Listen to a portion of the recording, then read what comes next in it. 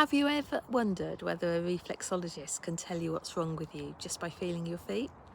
Perhaps you've heard someone say, "Oh, my reflexologist knew I had a problem with my back," or "she found an issue with my digestive system before I even knew there was something wrong with it."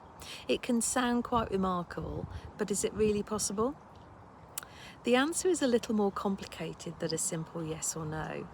As reflexologists, we may notice that certain areas of your feet feel more tender, sensitive, or textured than other areas, and these changes can sometimes suggest that something in the body may be out of balance, but they don't tell us what is wrong, and they certainly don't allow us to make a diagnosis.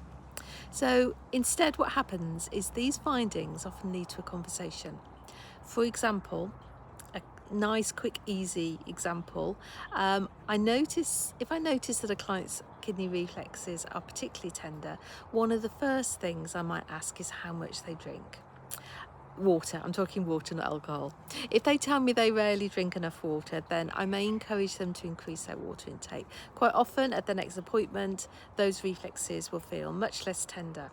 So was the tenderness simply because the kidneys were working harder due to mild dehydration? Possibly, but I can't say for certain.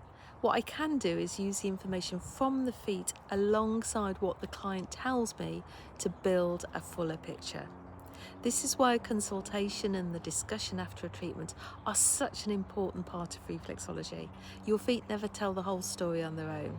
If I notice something unusual, or if a conversation raises concerns about your health, I would always advise you to speak to your GP.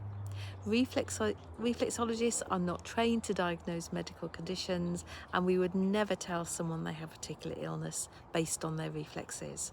Our role is support your well-being, recognise when something may need further investigation, and encourage you to seek appropriate medical advice where necessary.